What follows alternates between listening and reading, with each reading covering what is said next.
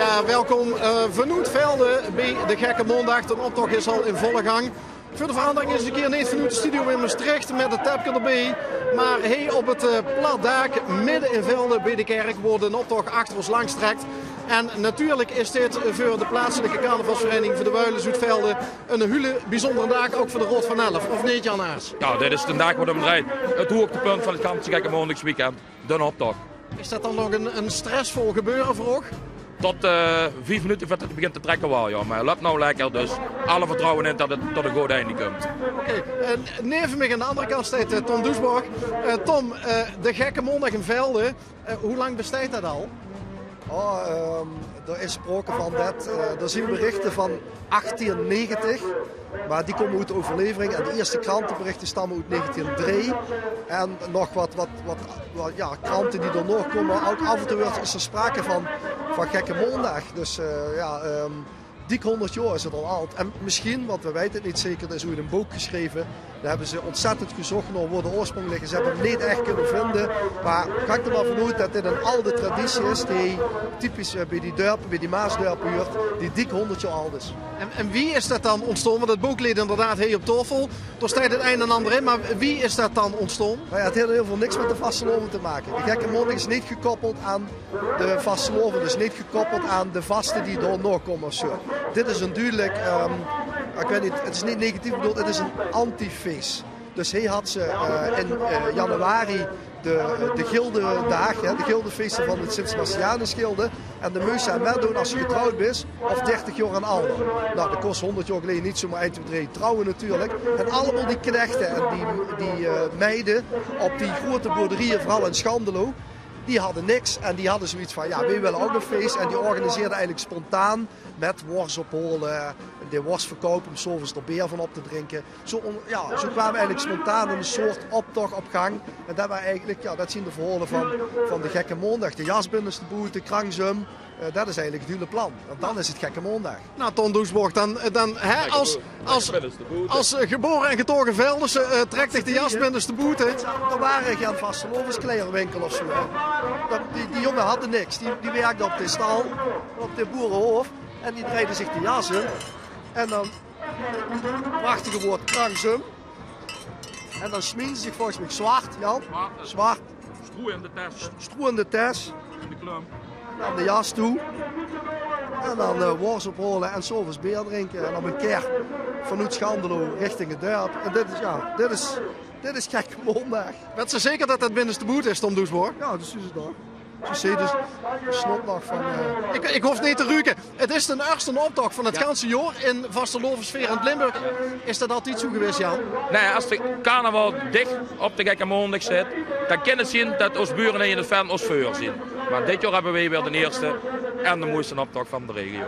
Je hebt ook nooit wat van de vasteloven eigenlijk aangetrokken, van? Trekken we eens niks van aan. Ziet je altijd van die weerse geweest in Vel? Wij hebben nog zijn eigen mening. Of dat weers is, dat moet je zelf weten. Laten we zo even kijken naar de optocht, want er komen nu de dansmarietjes voorbij. Waar is deze Prinsengarde van, Jan? Dit is van de Jeugd en Stuif. Jeugd en Stuif en de Wuilen zien wel 2 aparte verenigingen, maar we werken perfect samen. En de dansschade van de Jeugd en Stuif loopt natuurlijk voor de Prinsenwagen met Europrins Lei en adjudanten Guido en Kelian. Prins Lei de eerste. Er is nog nooit een prins geweest door de Leihoed. Nou, het zal ook wel Lei de laatste zien, want het is geen veel voorkomende naam, neem ik aan. Oké, nou dat was onze eerste blik op de optocht met commentaar erbij. Laten we eens even kijken naar de voorbereidingen op de Gekke Mondag. Want dat wordt hier in Velde heel serieus genomen. Mensen die willen gewoon in een perfecte conditie zien om hier de Gekke Mondag en de Brokke Dinsdag te vieren.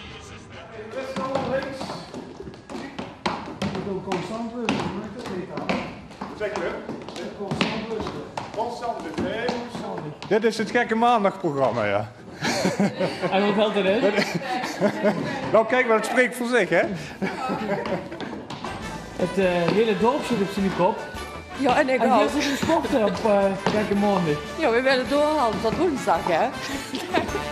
Alle stuk proberen en joren. Jij zit niet maar de optocht in vandaag. Ja, natuurlijk. Moet Toch je niet wel? missen. Ja.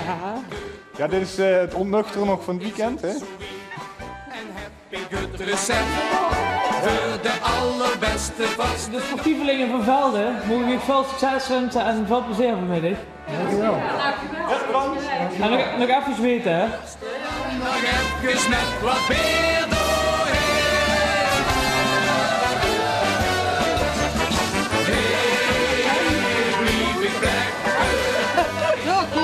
We moeten toch nog even sterk op gekke maandag. Ja, helaas wel. Wat wordt er nog echt op de val heeft gekocht? Broodjes. En pizza's, zeg ik. Ja. Ik was er benieuwd vandaag, maar dat maakt niks. Dat wil niet zelf koken vanavond. Niet zelf koken vanavond, ik denk het niet, nee. 23,64 alsjeblieft. Ik kan hem zo zien. Ik kan zo naar boete kijken, dus dat scheelt ook weer. Tom Doesborg, ik heb jarenlang als Velders ook in de optocht meegelopen. Waarom vandaag niet meer? Ja, dit vroeg me gemeente. Nou, de grootste eigenlijk een beetje. Ik heb een paar keer de optocht gemist. Eigenlijk gewoon, ik weet niet, omdat ik een opdracht had of wat moest doen. En dan lees je er een klein beetje uit. En het is natuurlijk het leukste als ze met een vriendengroep wekenlang van tevoren kunt bouwen aan de wagen of aan de groep. En dat ze door mij s'avonds ook de cafés in kunt schoon. En dat is er een beetje uitgesleten, wil ik het zo maar zeggen. Maar de jaren ervoor, ik heb hier alle bekers, alle wisselbekers. Ik heb de beste wagens gebouwd in mijn uppie. Niet die van den Drek, maar ja, flauw. Ja. Nou, maar ik woonde hier om de hoek. En de grootste gewoon en op. En dit was fantastisch eigenlijk. Ik ben, wie ik 4 of 5 heen komen wonen. En we hebben gewoon vanaf dat moment 2 keer per jaar vastelovend gehad. 2 keer per jaar optocht. Want we deden natuurlijk als Venlo's ook in Venlo had hij mee. Dus het was gewoon een heerlijk gevoel dat we alles 2 keer hadden. In plaats van een lom maar 1 keer. Ja, maar daar ben je dus niet geboren. Nee, wie ik net zei. Ik ben van Venlo-Zuid. Dus, Oké, Venlo-Zuid. Wat Tom net zei, wie had je vroeger? Had je weer 2 keer vastelovend? Wie keer. Ja, 3 keer? Ja, we hebben uitwisseling met Strolen. En Strolen is net zo'n eigen wiesdeur als Velden. Die hebben de optocht, het zoek. 1 week voor de carnaval, dus we vieren gekke maandag. Dat doen we een week voor carnaval. In Strolen mee. En de week daarna zien we in Lom en in Venlo te vinden. Maar in Strolen hebben ze maar eens in de 2 jaar een optocht. Eens in de 2 jaar optocht. De prins kwam net voorbij, de nieuwe prins. Maar wat elk jaar zitten. En eens in de 2 jaar zien we door te gast en trekken nog in de optocht mee. Dus de mensen hoeven met de Velders zich geen midlied te hebben. Zo van, na de gekke maandag hebben die niks meer. Alles behalve. Maar met de carnaval is hier in Velden zelf in de deur niks te doen? Helemaal niks te doen. Er zijn zelfs enkele cafés die gewoon om 6 of zo versloten. Iedereen die naar een café zit, die stapt een taxi en dan gaat naar Lom of naar Aarsen. En in Velden is er helemaal niks te doen met carnaval. Laten we nog even kijken naar de optocht, wie de situatie door op dit moment is. Oh, wacht, wist het, Jan? Nee? Nee, zie. Oh. Even goed kijken wie we hebben. Dit gaat over Roy Donders, dat is de vriendengroep De Stoebe. Roy Donders, het hoespak, ook in Velden inmiddels ingeburgerd. Dat zit heel lekker, hebben ze me gezegd. Die komt ze overal tegen, dus ook hier in Velden. Ja. Dat is echt dat dit jaar opvalt. Niet alleen Veldense thema's, niet alleen plaatselijke thema's, maar ook landelijke en zelfs Olympische thema's. Wie kent dat? Ja, ik zeg, sinds we bij Venlo zitten, staat niet meer alles van wat er Velden gebeurt in de krant. En dat zijn toch meestal de dingen waar de mensen het nieuws over uit de moeten holen. Dus zodoende. Is er dan ook minder punten als een thema dus wat niet uit Velden komt? Wordt er natuurlijk altijd in de Velders teken aangegeven, maar ja, de jurering let op, Velders gaat natuurlijk boven alles. Ja, ik begin te lachen. Waarom is dat? Nou ja, dat is zeker weer uw jurering begint natuurlijk. Ja, ik jureer nooit wat. Dus meer die pak je aan om dingen te jureren, toch of niet? Nou, maar ja, ik moet denken aan vroeger. We hebben wel eens iets typisch Velders gehad. En dat loopt dan zeer gevoelig, politiek ook. En daar heb ik wel weer de hols wel weer wat naar boven, wil ik het zo zeggen. Ja, we hebben altijd wel op die Veldse thema's ingespeeld. Dus ik vind dat inderdaad wel opvallend. Want ik heb net heel veel Venlose onderwerpen gezien. Landelijke dingen zoals Fox met die voetbalwedstrijden. Het Mikwe PVB. De Sphinx die 3 maanden heeft gestonden standbeeld PVB. Dus ja, je moet toch iets meer aan de publiciteit gaan doen. Ja. Ook misschien voor Alain meer Velders nieuws brengen. Hè? Dan kunnen we ons onderwerpen er weer van afplukken. Hey Jan, Tom had het net over die traditie over de prins en zijn adjudanten. Niet getrouwd, de moest nog geen 30 zien. Is dat niet moeilijk om die ieder jaar dan weer te vinden? Ja, nee, dat begint echt met een lijst van 20 namen. En dan ja, in Velden zien er meer die prins kunnen weren als die het uiteindelijk kunnen weren. Dus, of die het weren, zo moet ik het zeggen. Is het misschien makkelijker om er een te vinden die nog geen 30 is dan een van boven de 30? Oh, door gij dat niet doen, maar ja. Dus is gewoon de jeugd in Velden, die beleeft de gekke maandag. En ja, dan moest ook een jeugdige prins hebben. En vanuit de traditie, ja. En de zoveel tijd het einde van Schandelo. Want daar ligt natuurlijk de oorsprong van de gekke maandag. Dat moest zijn de Schandeloze vragen. Ik vind dat ook wel mooi, dat huurt in de traditie. Dus een ongetrouwde vrijgezelle prins en dan liefst af en toe een uit Schandelo. Want dan hield ze dat in Ieren. Nou, vroeger had ze dat in Lom ook. Het ene jaar één uit de dorp, het jaar erop één uit het Hanik. Dat is het Schandelo van Lom. Maar is dat een traditie die ze nog overeind kan halen? Nee. Het verleden... Kunnen ze denken dat ze er nog gekeken hebben, ook naar de vereniging. De ene keer wordt er van Vaar, dan van de Ruiterclub, dan van Ivo. Maar we kiezen gewoon elk jaar de beste prins en dat lukt dus elk jaar. Ieder jaar de beste, hè? Ja.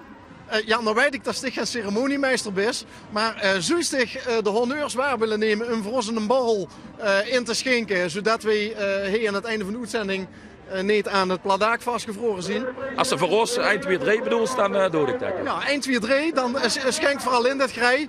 1, 2 schud in dat grij. Dan gaan we kijken naar het volgende filmpje. En dat filmpje, we hadden net een begin van mensen die een sportief begin aan de dag hadden. Vandaag het begin van een prins. En de prins die begint ook op een hele bijzondere manier aan de dag. Gekke maandagmorgen, kom er heel vroeg bijeen. We zaten al in de keuken, je was een beetje te rollen. Ik fleuren. En als ik vanavond met die muts stond, dan is het gewoon hebben. 8:30 op de Pastor Linzenstraat. Iedereen is op tijd geloof ik, hè? Niet zo laat. Het vlug gespaard gisteren. Ja. Rens, vertel me iets het programma van vandaag. Ja, we gaan zo naar de basisscholen toe. En dan gaan we eerst naar de Andreaschool. Naar de andere kant van de weg, naar de Sebastianenschool. En dan gaan we kijken wie die kleintjes zich allemaal in trekken zien voor de kinderopdag. En dan straks gaan we de kinderopdag zelf bekijken. En dan even een beetje rusten voor de grote opdag voor onszelf. Dus ja, weer wel een spannende dag. Lopen dan de meisjes van de klas niet achter je aan als prins? Nee? Nee, dat kan ik niet. Kan zelfs nog niet doet hij zo? Nee. En zo rijden we met een trein, want een joek zich eerst verstijn.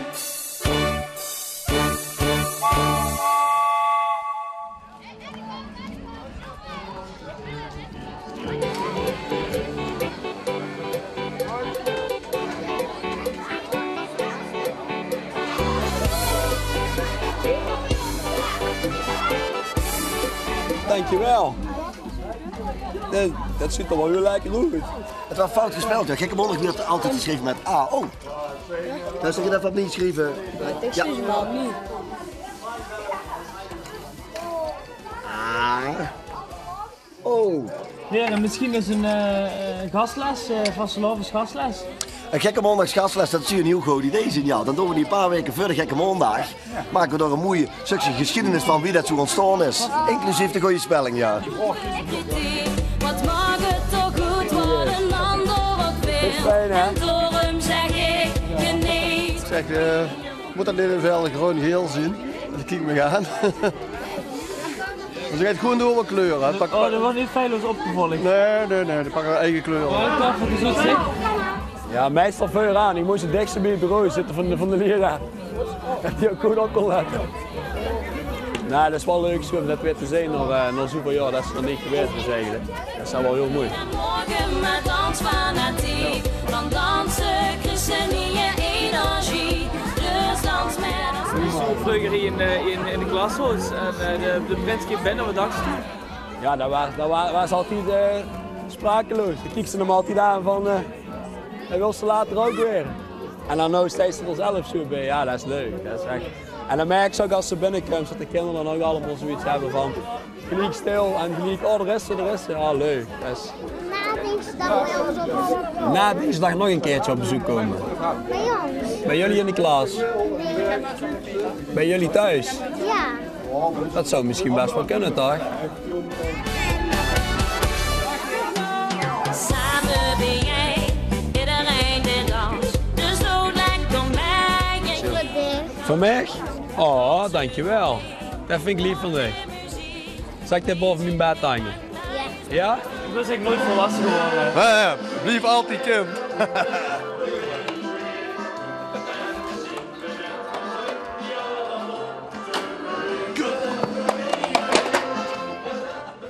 Ja, zo kent ze de Wuilenspolitie. Ze zien er om de boel te beschermen, maar ze kunnen er ook een enorme puinhoop van maken. Over de traditie van de Wuilenspolitie gesproken, Tom, waar komt die vanaf? Oh, dat werd Jan volgens mij heel goed, toch? Jan de Wuilenspolitie. Ja, dat is echt in 1952 is de eerste lichting Wuilenspolitie opgericht. En dat was eigenlijk omdat het zo druk in de cafés was, moest hij echt met redelijk harde hand plaatsmaken dat de Prins en de Rood van Elf naar binnen komen. Maar die hebben het zo letterlijk opgenomen, hun taken, dat binnen een paar jaar ja, de Wuilenspolitie er toch mee gestopt is.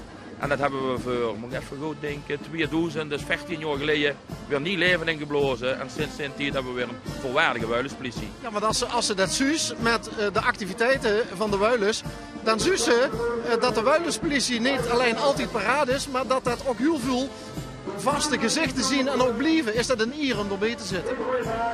Zeker een eer om erbij te zitten. En zelfs Ver, onze Golden, de commandant van de Wuilenspolitie. Dat is toch een schandeloos, of niet? niet? Een schandelse, ja, toevallig. Dit is er dit jaar 11B, dus een unicum in de Wuilenspolitiegeschiedenis. Heb je dit al in Sunke gezet? Die is zeker geredderd en een BCL-medaille heeft zelfs gekregen. Dus. Okay. Nou, ere wie ere toekomt, zullen we maar zeggen. Heel even kijken naar de optocht, want ik huur dat door muziek aankomt. Dat sowieso. Deze schade klopt. Hoe slijt dat op, Jan? Dat is de groep Remy Demmies, 18 plus. Normaal heet ze gewoon Remy Demmies, maar haar kinderen stonden dit jaar op de jeugdroodwagen. Dus ze zijn nou alleen met de elders bezig. En ze hebben zich uitgedost als schade. En ook kloppend gewoon ze door de optocht. En door de optocht lekker aanbijen met slagroom of zo? Ik denk dat ze gewoon met ons mee voor op kunnen of niet, de dansschade. Een beetje houterig misschien? Die kumpjes zijn er redelijk leeg goed. Weinig goed. Daarachter kunnen we weer een grote wagen. Er kunnen een grote wagen aan. Kun je zien zo Jan weer dat is met de grote wagen? Gewoon een kijken weer naar. Boeit niet. De wagen. De wagenbouwersgroep uit Velden. Want ja, niet maar alleen uit Velden. Er zitten jongens bij uit Venlo, uit Ven, uit Lom. Dat is echt gewoon een wagenbouwersgezelschap die gewoon voor één ding. En dat is gewoon een geweldige gekke mondische carnavalswagen neerzetten. Ze doen mee in het Ven, ze doen mee in Venlo, ze doen mee in Blierik. En op... Ik vind niet toch dat kan. Dat is iets van de laatste jaren dat kan. En eigenlijk is dat wel een goede ontwikkeling. Ze hebben iets van Oosterse mystiek dit jaar, die jongens. Ze hebben elk jaar een thema, en dit jaar Oosterse mystiek in het Wuilensriek. En net wat Tom zegt, iedereen wil winnen in Velden, maar de wagenbouwers onderling, dat is een grote club. Ze gaan elkaar op bezoek, ze helpen elkaar met materialen. Dat is gewoon fijn wie dat kent. Maar boeit niet, er wordt wel eens gezegd, die stond op eenzame huurte. Winnen die dan niet automatisch ieder jaar heen? Vorig jaar dus de jeugdleiders gewonnen en is Boeit niet eerste geworden. En dat had dus met name met het thema te maken. De jeugdleiders hadden een echt Veldens thema over het boek, Velden wie ze best. En toen zijn ze met een verdiende eerste plaats gewonnen en de jeugdleiders gewonnen. En dit jaar zal het weer opnieuw spannend worden. Hebben die niet ook al eens Boeit niet een wagen gebouwd voor de Prins in Venlo? Die hebben, waar de Prins van Venlo van Jokus nou op rondtrekt is, mede dankzij een aantal leden van Boeit niet tot stand gekomen. Ja, chic is mij dat. Tom, waarom... gedronken? Nee, wacht.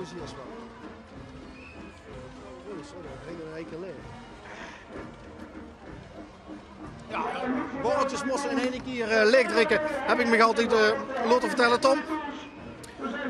Wat is er een verklaring voor dat er over die geschiedenis van de Gekke Maandag in Velden, waar hij het boek van leed, dat er zo weinig over bewaard is gebleven? Nou, omdat waarschijnlijk is de traditie van die knechten en meiden uit Schandelo om met z'n allen langs de deur te gaan een worst op te halen en om allerlei spulletjes te verkopen voor geld. En dat wordt dan met de opbrengst van de worst in de loop van de dag bijeengebracht in één pot. En van dat geld wordt s'avonds flink gedronken in de cafés. Dat komt uit de overlevering. Die allereerste berichten van de allereerste prins, die in Schandelo op een keer wordt gezet en door de stroten wordt getrokken. Dat is alleen maar in de herinnering van mensen blijven zitten. Er zien gaan verslagen van. Nemers kwam op het idee om dat vast te leggen. Er waren geen historicus bij. En dan is het heel moeilijk om de exacte oorsprong te vinden. Maar het feit dat mensen zich de jas krankzum deden, publiek toch in meerdere dorpen langs de Maas Uzals te zien en Gebroek te zien geweest. Nou, en, ja, goed, de Mos sprokkelen, dat heeft de redactie van het boek ook moeten doen. De Mos zeuken, ze hebben eigenlijk verholen van de overlevering van oudere mensen bijeengebracht. Dat gecombineerd met de feiten in kranten. En dan moesten ze ook nog maar net, en uit Beuk, waar ook niet altijd de waarheid in staat. En dan moesten we de middenwegen vinden. En dat is op zich goed gelukt. En wat ook wel aardig is, is dat er wat in zijn over de gekke mode van Grubbe-Vors en Lotte. Natuurlijk veel korter en terecht. Maar ja, dan kies je eigenlijk een algemeen gekke mondagsboek, een compleet beeld zoals Jan zit. Ja, laten we van het boek even naar, laten we zeggen, de toekomst van de vastelovend heen Veldegom, namelijk de kinderoptocht.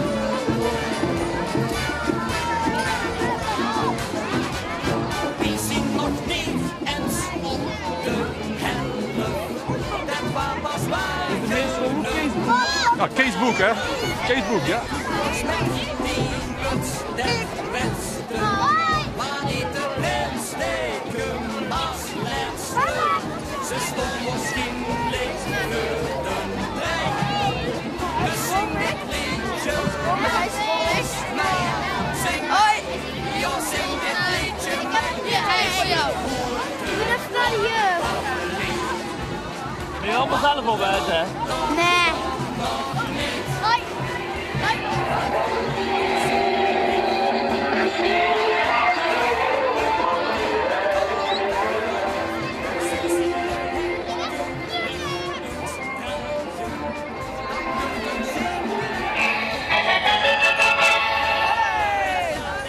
Ja, de optocht nog steeds in volle gang. Volgens mij komt er weer een grote wagen aan. Jan, ja, daar hebben we dicht om door verslag van te doen. Hè? Wat zien we nu? De groep Strotendrek en de jeugdige groep, jongens van jaar of 18, 19, die toch al een jaar of 3, 4 bouwen in Velden. Dus ja, ze beginnen al met 14, 15 te bouwen. Zij hebben over de speeltuin in de Hasselhei, oftewel ons bungalowpark. Dus het, met geld van de gemeente een hele mooie speeltuin gekomen. Maar ja, of er nog zoveel kleine kinderen wonen, dat vragen we ze af. Dus ze wordt niet echt optimaal benut. Want er is een speeltuin aangelegd in een week waar eigenlijk geen kleine kinderen zien. Ja, er ligt ook een jeu de boelbaan of zo'n kaatsbaan, maar op dat bankje ook nog nemers gezeten. Dus, maar het staat er mooi. Ja, het ziet er mooi uit. Het meulenhukske. Het meulenhukske, het ziet er mooi uit. Maar dat is eigenlijk wel weer precies waar de vastelovend hem draait. Dat is de gevestigde orde op Den Haag nemen. Ja, en flink. En ook, we zien eigenlijk veel te soft het weer. Het moet eigenlijk nog veel harder, want dat is het zuiverende van de vastelovend. Volgens mij is het ooit daarom een keer begos. Het is namelijk het feit dat ze alles een keer omdraait en dat ze de jas verkeerde. Maar dat is gewoon medicinaal. Dat is heerlijk. Dat geeft alle ruimte aan het voorjaar, aan de vruchtbaarheid. En dat jaagt al die kranke wintergeesten, waar ze de snotneus verkiest, jaagt dat allemaal weg. Het moet eigenlijk nog veel harder. We durven dat eigenlijk niet meer, omdat alles georganiseerd is. Alles is geregeld. Dit soort verenigingen die zorgen dat alles een nummer krijgt en zo. En moest je zo ertussen springen met een ander onderwerp? Nee, hè? Nee, dat moest ik opgeven tot donderdagochtend. En ja, bij hoge uitzondering kinderen. Maar ja, we hebben strenge optochtcommissarissen die plukken er gewoon uit een optocht. In Venlo mogen vaats of eindlingen, die mogen wel zo ertussen springen. Door ze dat die kleine fine humor en dat echte dat spiegelen van de maatschappij, dat ze door nog veel meer. Mag dat in Maastricht ook? In Maastricht is het einde grote chaos, daar mag echt alles. Dus er lopen er dit jaar heel veel met onbloot bovenlief rond? Ja, of er zijn heel veel hotellobby's. Of zoiets. Wat is het leukste wat ik ooit in de optocht in Velden is gezien? Wat is het meest is bijgebleven? Elk jaar, het zijn leuke dingen. Het leuke is toch de velden, de plaatselijke onderwerpen, over de politiek of over de middenstand of de cafés. Maar ja, ook het spreekwoordelijke van sommige dingen. Ja, de kirkjes, die zijn er heel sterk in. We hebben de raam op kiepen, straks komen ze voorbij met wie velen ons kloeten. Of in het binnenste boete, joh. Bij ons komen het binnenste naar boete. Ja, ik denk dat ze er wel wat bij voor kunnen stellen. Ja, en wie velen ons kloeten, die liepen allemaal met de handen op een bepaalde plek, zeg. Ja, ik heb ze nog niet gezien. Maar... Ze zijn voorbij, dus... Laten we nog heel even een sneak preview naar de optocht, als dat nog kan, voor de allerlaatste keer vandaag. Dit is de groep ten doorslag, vorig jaar met de ereprijs. Zij gooien dit jaar hoge ogen en Velden heeft het afgelopen jaar nog wat prijzen in de wacht geslijpt. We zien nog steeds het leukste dorp van Limburg. Ons voetbalvereniging is gepromoveerd. We hadden een liedje in het LVK. Juist de beste kwaliteit van Nederland. Dus velden goed hoge. Nou, dus een goede frietkromme hebben ze hier ook. Het wordt enorm leuk. Dankjewel Jan Aerts. Ik zit op hete kolen. Ik moet de Leijeraaf en de Prinsenwagen op en we sloten zo aan. Nou jongens, spoedig dan langzaam van de Leijeraaf richting de Prinsenwagen. Dankjewel Jan Aerts, dankjewel Tom Doesborg voor de geschiedkundige tips. En morgen zien we gewoon weer in Maastricht in de studio, maar dan wel weer met een glasje bier erbij. Bedankt, blijf braaf, tot morgen. Iowa.